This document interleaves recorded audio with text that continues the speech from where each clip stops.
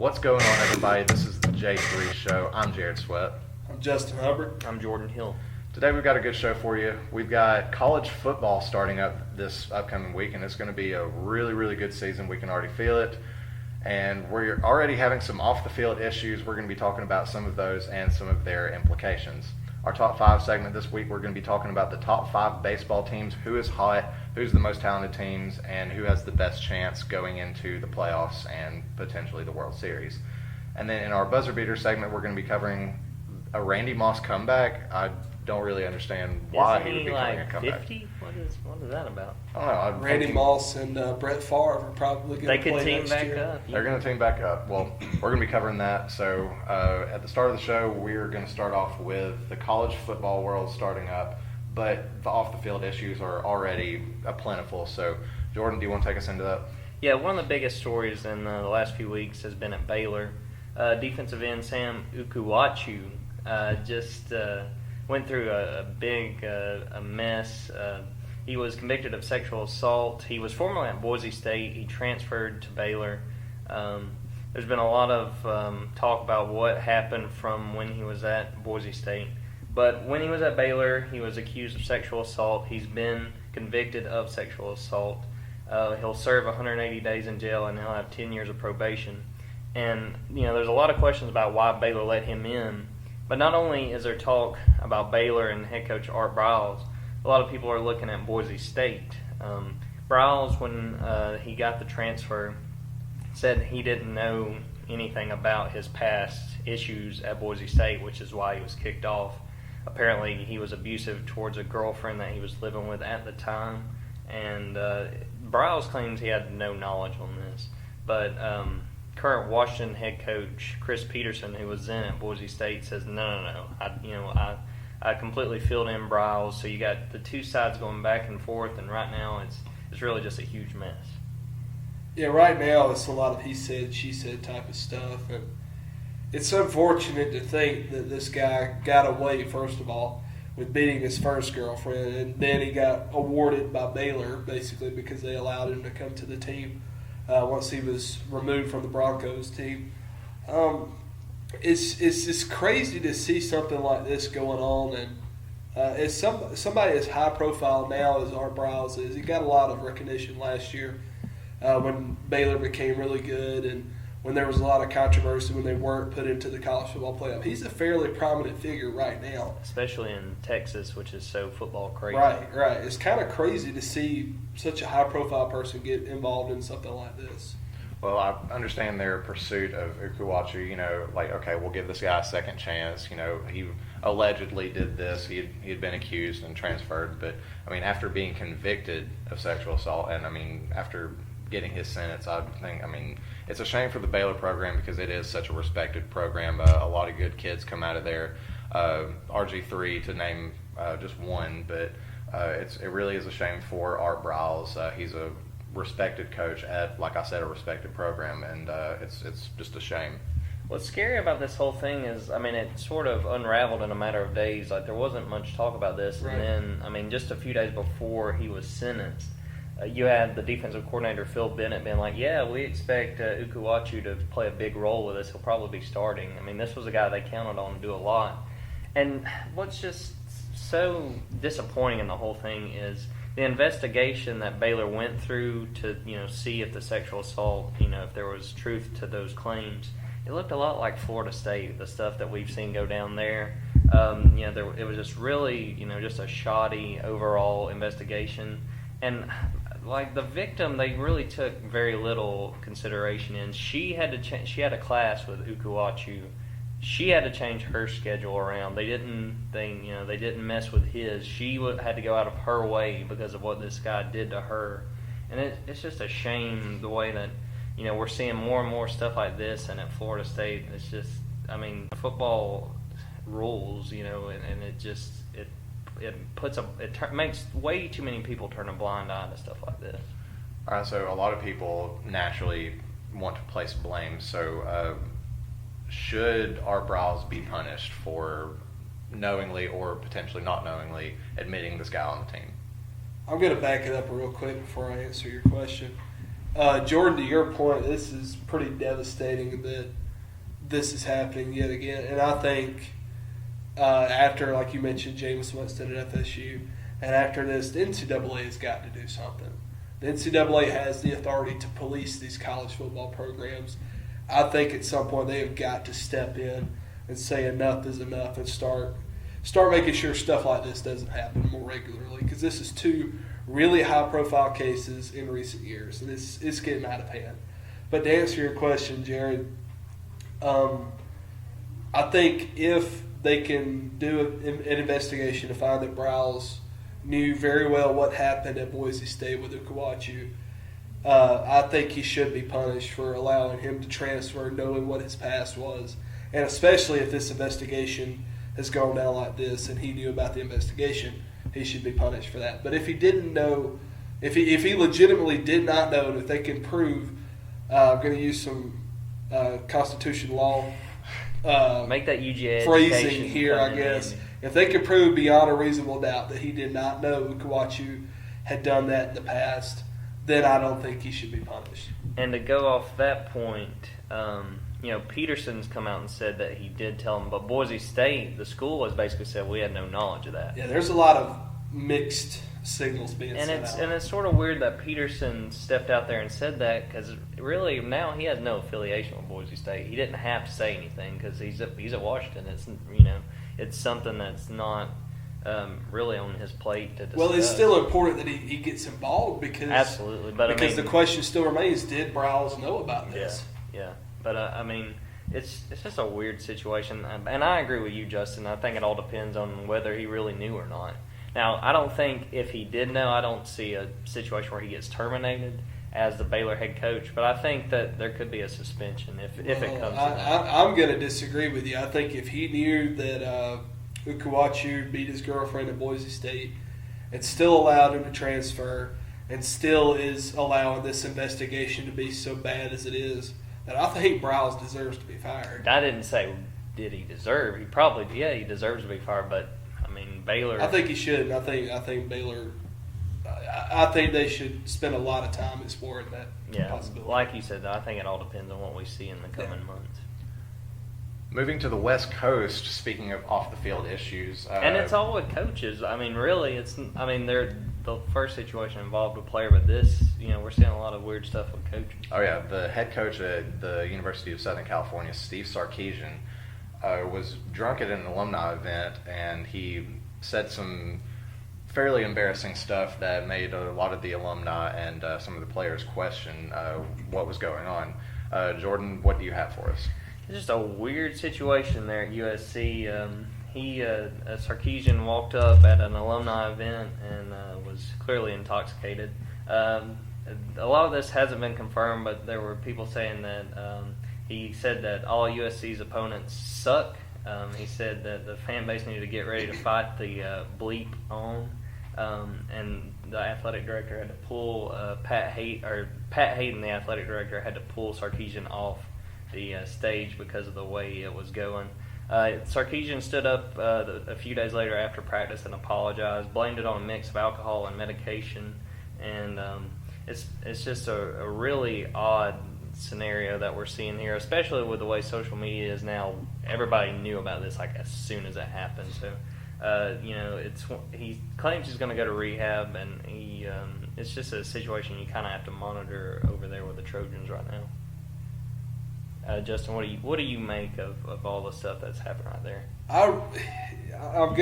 It's gonna sound bad for me to say this, but I honestly don't think this is too big of a deal. Because to my knowledge, I may be wrong about this. If I'm overlooking something, somebody tell me. But to my knowledge, Sarkisian has never really been a controversial person. He's never done anything like this or any other, I guess, embarrassing thing before. It looks terrible what he said, if all this is true. What he said is pretty bad. It's embarrassing for USC. But I appreciate his transparency, his openness. He said exactly what happened, and he's taken full responsibility for it. He's trying his best to let him, the football team, and USC move on from this. And I appreciate that. I'm glad that he took the step to ask the seniors of the team, if I were a player and I did this, what do you think my deserved punishment would be? And they made him do up and downs for a while. So overall, I think what he did was bad, but I think he's done more than enough to apologize, and he's taken the punishment. And I think everybody and their mama needs to move on from it, honestly. It's something you need to also, just like the Baylor situation, we need to kind of keep our ears to the ground. After this happened, there was a report that while he was head coach at Washington, he had to be reimbursed for a $1,023 tab from, I think, 2 separate nights out. And we don't know if he was with coaches or whatever, but I mean it was a huge alcohol tab. So it's something that's got to be watched, and it's this is a personal situation with Sarkisian. He's reportedly going through a divorce, so I'm sure there's a bunch of stuff just going on, and it's something really we need to look at. Do we think this is really going to affect USC? A lot of people have some high expectations for the Trojans, and this kind of distraction this close to the season is something that it could derail them before they even get going. So you pretty much beg the question: does it affect USC's season, Justin? I don't think so. I really don't, and I don't think USC is going to be that very good, first of all. But, I mean, this is an off-the-field thing that happened before the year even began. If Sarkisian is able to move on and not do anything else, I don't think it's going to be a problem.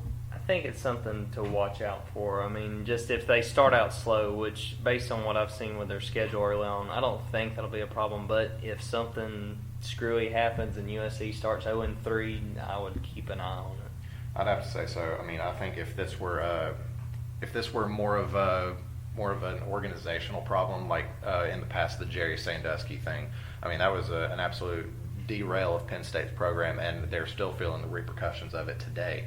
But since this was more of an isolated incident, nothing really involved with the team, it was one person that really just kind of made an ass of himself. I think it's something that USC can kind of just kind of mull over it for a day and then move on more or less. But I think if USC were opening the season against a top-tier team like Ohio State or Oklahoma or Clemson or Georgia, some big team with a really high-profile first game, I think USC kind of is questionable going in that game. But USC opens the season with Arkansas State. And, I mean, that's one of those where they can, get the kinks out, kind of move on from this, and continue their season like they would have had this event never happened. So going from the Pac-12 to the Big Ten, another controversy involving a head coach. Rutgers head coach Kyle Flood is being investigated. Apparently, he emailed a professor at Rutgers about defensive back Nadir Barnwell's status, but we don't know exactly what was said. As the investigation's ongoing, there's just little leaks coming here and there, and basically right now where he goes from here is in jeopardy. It could be a suspension, could be termination. What do you guys think about what happened with Flood and his email situation? Well, the fact that he emailed from his personal account rather than his business or school account, I think that it does raise a little bit of an alarm. But I mean, until we find out the nature of his email, then it's ultimately up in the air right now. So whenever we find out the nature of his email, I think that's whenever we can ultimately decide, was there foul play or was there any corruption involved in this? I agree, because right now, who's to say he didn't just email the professor to say, hey, our lines of communication are not working, so I wanted to email you directly to see how this guy is doing in class. It could very well have been something as simple and straightforward and, according to NCAA bylaws, legal like that. But if he were trying to get a grade changed or something like that, then I think we have some issues to worry about. Moving over to the ACC and the AAC, the Virginia Tech defensive coordinator Bud Foster and Cincinnati head coach Tommy Tuberville are reportedly fining players for miscellaneous offenses such as missing meals or missing workouts by withholding cost of attendance money. So, Justin, what do you make of this? I think this is a load of crap. I mean, it took the NCAA this long. Keep in mind, they just got these stipends, a week ago? Something like that. It took them this long to get the players some much-deserved pocket change and now some of these coaches are trying to take it away from them. Trying to nickel and dime. Yeah, I think it's ridiculous. I think it should be declared illegal by the NCAA, and I'm glad since fans and social media, everybody are kind of raising a stink about this. Everybody's fostering, everybody are kind of backing off of this philosophy, and I'm glad they are. But I don't even understand why they would even try to implement this system from the get-go. And I mean, really, if you really tried to do this and everyone's like, okay, yeah, we'll do this. Could you imagine recruiting against these guys? They'd be like, are you gonna go somewhere where what little money they give you, they're gonna take away from you? Just come to us. We don't care about that stuff. We'll just make you run. I think the timing of this is the interesting thing to me because, the Northwest situation, like arguing whether players can unionize or whatever. So, I mean, furthermore declaring, no, these are student athletes. These are not employees of the school. We are not going to pay them. I think I like the idea behind it, but the way that they're going about doing it right now is no means of punishment. So I think if they are going to continue this, these players need to be paid. But that's, again, a completely separate. We could have an entire a whole another episode about player payment. Exactly. So that's a completely different discussion in itself. But I think, if these players aren't being paid, what happened to just making them run sprints or do up downs like Sarkisian did? So you stole that line from me. I told you that before we started recording. That's all right. But like you said, I'd say the guy that's kicking himself the most over the timing is Northwestern quarterback Kane Coulter. He's like, could you guys not have done this like a month ago when this thing was still going on about a union? Because that screams we're employees more than anything I'm sure that Coulter and his lawyers could have come up with. So it's something that I guarantee you it's going to die in the next few days. They're not going to be able to do this. And the fact that NFL players, if they miss a meeting or something, that they can be fined. I know that you can be fined $1,000 or $5,000, $10,000, however much. But those players are obviously being paid. So I don't understand why you're fining players whenever they are getting the stipend from the university. It's almost like, okay, I'll give you a quarter, but in order for me to give you a quarter, it's going to cost you a dime. Right. Yeah. Well, it's time for our top 5 segment this week. We're going to each rank our top 5 baseball teams, and number 1 will be the team we think can win the World Series as of right now. Jordan, you want to start us off? Absolutely. So number 5 for me is the Toronto Blue Jays. They're leading the AL East right now. They've been, playing lights out in a very tough division. They're right in sync with who I got at number 4. But Josh Donaldson's been playing like an AL MVP there. I feel like, the Blue Jays haven't been as competitive as a lot of people thought they could be in the last few years. They made some big deals and have, just missed out on the mark. But right now I feel like they're in good prime position, and I feel like they got a really good chance. Number 4 is actually the team that is behind them in the AL East. That's the New York Yankees. I feel like the Yankees, have really kept the pace with Toronto. They've really played well this season. And obviously, we still got plenty of baseball left, but I feel like the Yankees have a real good shot, and I think Joe Girardi's got the experience that if they get there, they can go and go through the AL playoffs fairly unscathed. Number 3, Kansas City Royals. They were the Cinderella story last year in baseball. They've been in one of the smaller markets in sports, and they've really just, I thought they couldn't replicate what they did last year, and honestly, they've done just as well, if not better. Last year, they depended a lot on a late run to make the playoffs as a wild card. Right now, they're leading the AL Central and really dominating fashion. So I feel like Kansas City has set themselves up well, especially when they acquired Johnny Cueto. I feel like they've got enough there that they could really go from, just missing out in Game 7 of the World Series last year. They could potentially win it this time. Number 2, I know going back to like our very first podcast, we always talk about how consistent this team is. That's the St. Louis Cardinals.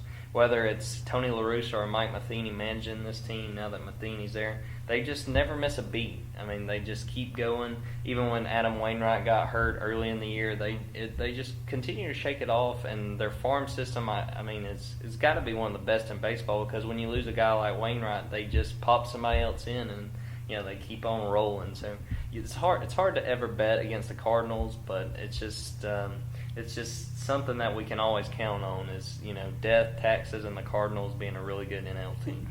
So number 1 is kind of a wild card pick for me. The New York Mets. They've gotten really hot in the last month. They added Jonas Cespedes right before the deadline. They've just been playing lights out, and they've really been a fun team to watch in the last few weeks. So I'm kind of sticking with my gut, and just like we talked about before we started recording, it really just depends on who gets hot at the right time. And I know we're not quite to the playoff time, but right now the Mets are hot. I've got Kansas City all the way back at number 5 on my list, mainly because they have Ned Yost as their manager, and let's be honest, he isn't the greatest decision maker in some of the big time games. I think they're going to make the playoffs. I mean, like you said, they're pretty dominant in the Central right now, but I don't think they're going to go too deep. They might make the World Series again, but I don't think they're going to win it.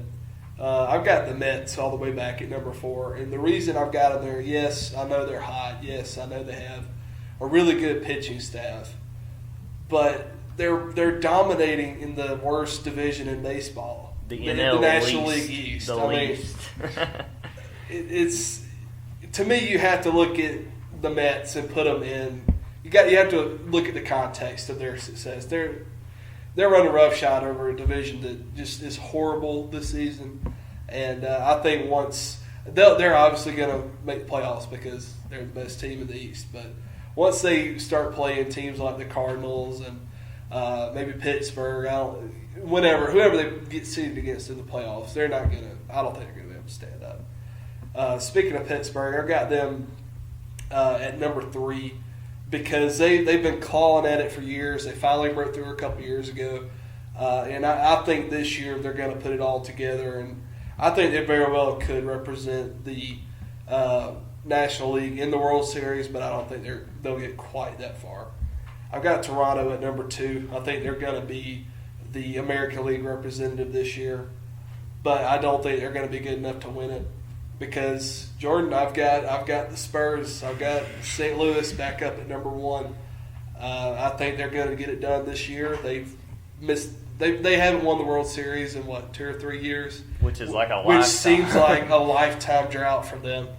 I think they're going to put it together this season. I think they're going to replicate their past success. There we go. Found the right word. There you go. Justin, you and I have got some really similar picks, whether they be in the same spot, one up or one down. At number 5, I've got the New York Mets. They've been playing some incredible baseball here lately.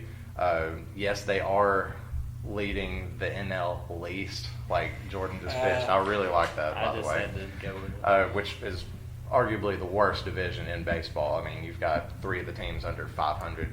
Again, a different discussion, but the Mets are playing really, really well. I've got them at number 5. Number 4, I've got the Houston Astros. I mean, what can you say? In the past, they've been awful. They've been terrible, to say the absolute best about them. I mean, the fact that they've turned their organization around to leading the AL West and have a 5-game lead up on the second place Texas Rangers. And going in with the kind of talent that they have, I think they're going to do really, really well and make it to the NLCS. Number 3, I've got the Kansas City Royals. I mean, what can you say? I mean, they replicated their success from last season. They're 13 games above the Twins, who are also above 500. I mean, you look at the AL Central, I mean, the teams in that are very, very close to 500, and it's a relatively strong division. So the fact that the Royals have such a good record and such a strong conference, and especially with the other AL teams that are in there, I mean, it's a very noteworthy record, and I think the Royals are going to do really, really well. But just topping out the AL, and who I think will represent the AL in the World Series, is the Toronto Blue Jays. They've been an incredibly hot team, winning 7 of their last 10. And leading the Yankees in the AL East, excuse me. Some of the guys that they have, I mean, are just absolutely phenomenal, to say the least.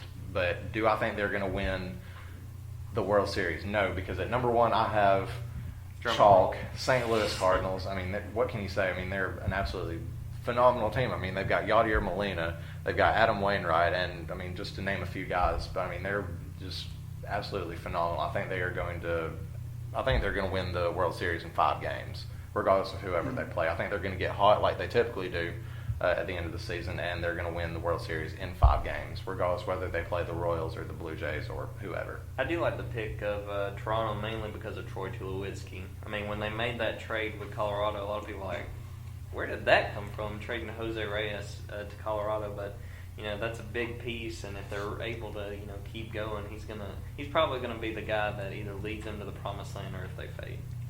I do want to make one more pick. My dark horse candidate is the Atlanta Braves. Oh, No, I'm just no. kidding. I was gonna say, oh my gosh. All right, enough messing around. We're going to get right into the buzzer beaters. So, leading us off, Julio Jones's contract talks have stalled. Guys, should Falcon fans be worried? No, I don't think they should. I think the Falcons realize that Julio Jones is too good to let go, and they'll eventually get a deal done. I'm always scared about Atlanta sports. Until it's signed, I'm not gonna be sleeping well at night. Well, Michael Vick has signed a contract. He's with the Steelers now. Does this deal make any sense to y'all? I think it's worth a shot. It's a 1-year deal. I mean, Vic has shown, that he's still able to compete. I'd be interested just to see where they go from here, especially because the Steelers had their backup get hurt. I think so. I actually like the deal because, it's always good to provide some competition for your starting quarterback because, Big Ben's been settled in there for a while. So, provide some competition. Maybe put some butts in some seats. Provide a little bit of excitement, especially with these preseason games wrapping up. Packers wide receiver Jordy Nelson is out for the year with an ACL tear. How much does that hurt Green Bay this year? I think it devastates them. Jordy Nelson has been one of their leading receivers these past few years. As phenomenal as a receiver as he's been, I think it absolutely destroys their offense. They have the best quarterback in the league, Aaron Rodgers. They're going to be okay. And they got Randall Cobb. Yeah, this injury is big and it'll slow them down, but they'll ultimately be pretty good. Cornerback Orlando Scandrick is out for the year. Guys, do you have any concerns with Dallas's defense? I think so. Anytime you lose a guy at corner, it puts your whole secondary in question, and it's something that Dallas better fix in a hurry. Believe me, I know Dallas's defense took a big step last year, but they have got some work to do. This could potentially be a fairly big injury. I think it will. They've got to find a substitution, like you said. Reggie Wayne, longtime Colts wide receiver, has joined the rival New England Patriots. He said, "I want to win, point blank." You guys blame him? Not at all. Wayne's not a young receiver, so if you want to go win, why not go to New England? They keep doing it. I think so. New England hasn't necessarily had the star receivers on their team, but they always make it work. So I think by New England adding Reggie Wayne in that mix, regardless of however old he is, I think he's going to definitely make an impact on that team and be a really good target for Tom Brady. Future NFL Hall of Famer Randy Moss is reportedly mulling an NFL return. Guys, do you think he can still do it? No, he's too old. Way too old. I'd have to say he's too old too. I still think he could be a really good third string wide receiver, but is he going to be a deep threat like he was? Absolutely not. So with that, that's going to end our show. You should definitely check us out on Twitter at J3Show. Check out our website, j3sports.wordpress.com. And for the second week in a row, these two jerks have stolen my line, so I'm just going to say thanks for listening. Come back next week. We'll try not to steal Justin's lines next time. We'll try to be a little bit more original. But thank you guys for listening. We'll see you next time.